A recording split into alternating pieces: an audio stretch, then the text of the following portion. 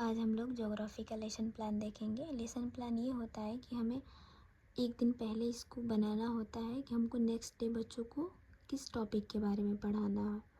तो इस फॉर्मेट में देखेंगे। सबसे पहले लेसन प्लान नंबर लिखेंगे, आप कितने नंबर पे ये पढ़ाना है आपको, फिर किस दिन पढ़ाना है ये डेट लिखेंगे, फिर हम विषय लिखेंगे, उसके बाद उप विषय लिखेंगे, फिर किस क्लास के लिए आपको पढ़ाना है वो क्लास लिखेंगे, सेक्शन लिखेंगे, किस पीरियड में आपको पढ़ाना है और ये ड्यूरेशन कितने का होता है, जैसे 40 मिनट का होता है। तो आज का हमारा टॉपिक है वर्षा। वर्षा और इसके सामान्य उद्देश्य के बारे में देखेंगे हम। तो जनरली सामान्य उद्देश्य ये होता है कि भूगोल शिक्षक से आप बच्चों में क्या क्या डेवलप कर रहे हैं। अगर आप भूगोल पढ़ा रहे हैं बच्चों को तो उसके अंदर क्या क्या परिवर्तन होंगे, इस मोटिव से हम सामान्य उद्देश्य को बनाते हैं। नेक्स्ट होता है हमारा विशिष्ट उद्देश्य। विशिष्ट उद्देश्य वो होता है इसमें हमको इस टॉपिक के बारे में, अगर हम बच्चों को पढ़ा रहे हैं तो बच्चे उस टॉपिक से क्या सीखेंगे। और इस विशिष्ट उद्देश्य में 3 उद्देश्य होते हैं, बट इसमें इस फॉर्मेट में 3 उद्देश्यों के नाम नहीं दिया है, तो मैंने तीनों को मिक्सअप करके लिखा है।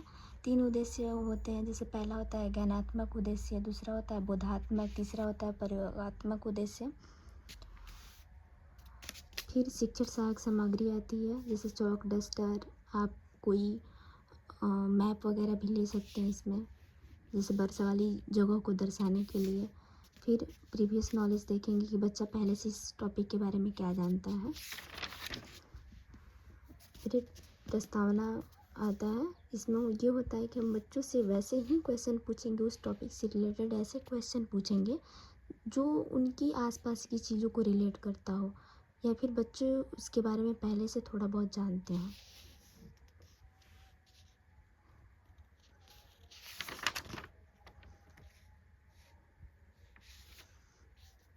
जिसमें ये सारे क्वेश्चन पूछते हुए नीचे आएंगे। तो हमें वर्षा टॉपिक बनाना है, तो वर्षा के बारे में पूछें तो बच्चे समस्यात्मक हो जाएंगे, तो फिर हम अपना वर्षा टॉपिक स्टार्ट करेंगे।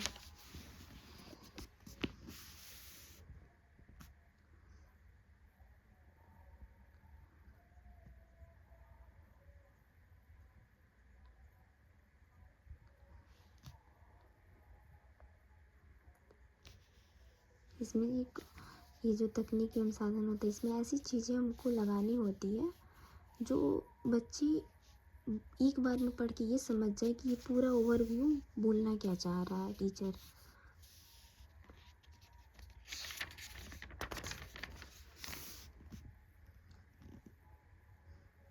यहाँ मेरा दूसरा टॉपिक होगा वर्षा का प्रकार, इसके बारे में देखेंगे।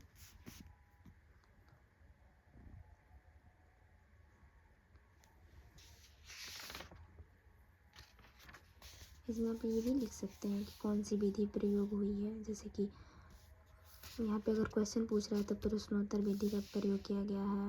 अगर टीचर पढ़ा रहा है तो उस टाइम पे लेक्चर मेथड का यूज होता है, या फिर कुछ दिखा रहा है तो प्रदर्शन विधि का यूज होता है। आगमन विधि ये होता है जिसमें आप बच्चों को पहले कोई चीज़ दिखाई जाती है, उसके बारे में उसके बाद उसके बारे में एक्सप्लेन किया जाता है। जैसे कि अगर हम बच्चों को ग्लोब दिखा रहे हैं, उसके बाद उसकी ग्लोब से क्या होता है, ग्लोब के बारे में पूरी जानकारी देंगे।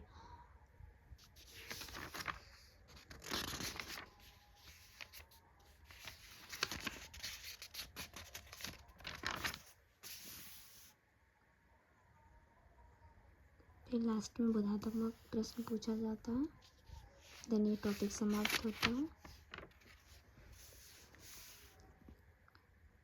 फिर इसमें